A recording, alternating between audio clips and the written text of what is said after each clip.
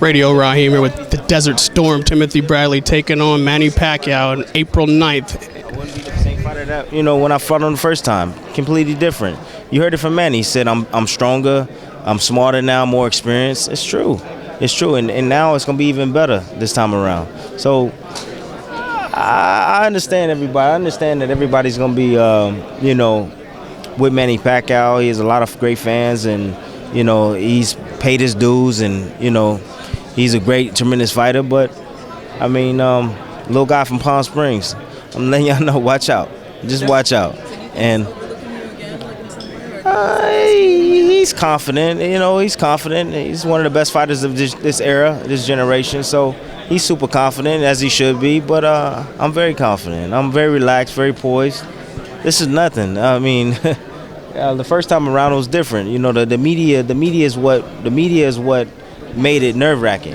It was a lot of hype. Now it's just like riding a bike again. It's like getting in the car, put my seatbelt on, and go. It's just smooth. It doesn't bother me. It doesn't affect me now. So I'll be ready for anything that Manny can do, because Teddy gonna get me ready for everything he does in the ring. What is Teddy? Different with your power against Real. Do you plan on exercising it the third time against Pacquiao, pressuring him a little bit more? Try to hurt him? Smart monster, man. I told you guys, smart monster. No more stupid swinging wild, and no more of that, man. It's complete different, just technically sound. Teddy ain't going for that winging, putting his head down and wing. Teddy not going for that. No more of that, man. No more getting hit with those clean right hands from Jesse Vargas. No more of that, man. Hey Timothy, is this the best Timothy Bradley we're about to see? Yeah, you're gonna see the best Timothy Bradley, because guess what? I care and I want this. This is all about legacy. This is nothing personal for Manny Pacquiao. Like my second fight, it was like personal. I felt like I had to knock him out. I went at him and I was like, But now this fight is more like Tim, you got to go out there and do your job. You got to go out there and win. That's it. Go out there, be yourself. Stay in tune yourself. Don't matter what happens. Just go out there and win the fight. Describe your relationship with Teddy. Teddy is like a second father, man. He's a great person. Great mentor, great guy. It was chemistry from right off. It's like an instant marriage. It was crazy. Yeah, we click. Yeah, it's a real good marriage. We What have you learned from him, Tim? I learned a lot.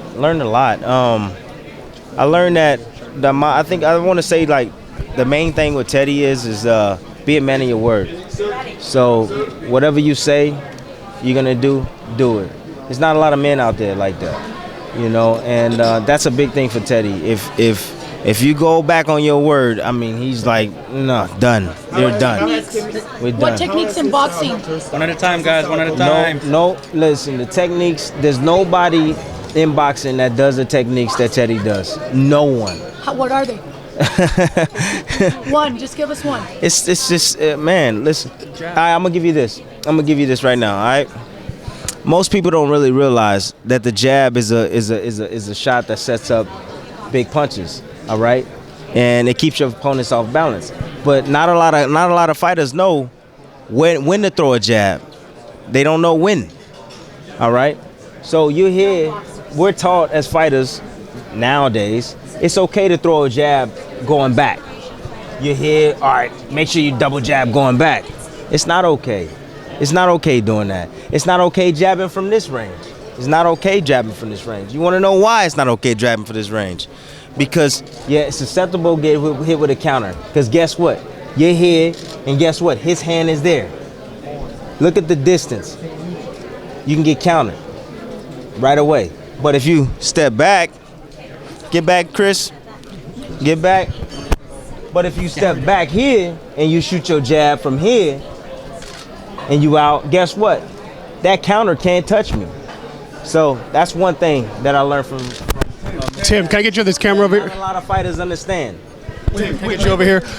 Tim, you fought Manny twice, obviously. The first time you won on the cards, but you didn't feel like you got the credit deserved. This could be his last fight. If you were to win this fight, the fans may be more angry with you this time than the first time. Are you prepared for that kind of reaction mentally, even with a victory? Man, credit is credit.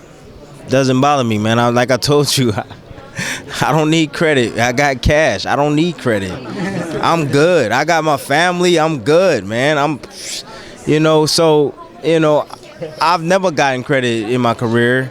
The credit that I feel I rightfully deserve, but it's okay. It's just life. Life is not fair, but I've learned to deal with it. It is what it is. So, April 9th, I beat Manny Pacquiao. If I don't get credit because Manny is his last fight, or because there's always excuses. The best fighter in the world, Mayweather, don't get credit. All right, so why do I need to get mad for? I mean, he don't get credit. He's the best fighter in the world. He beat Manny Pacquiao and didn't get credit for it.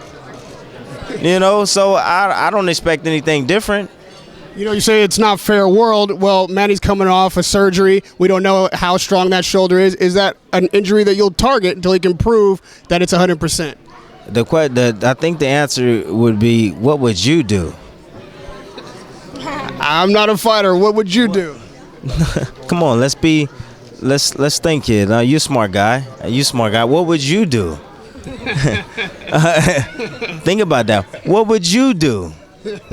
Would you target that shoulder? What would you do? I would do whatever it took to win. I'm gonna do whatever it takes to win. All right. Thank you guys. Timothy, it's a pleasure, man. Radio Raheem with Timothy Bradley. Security.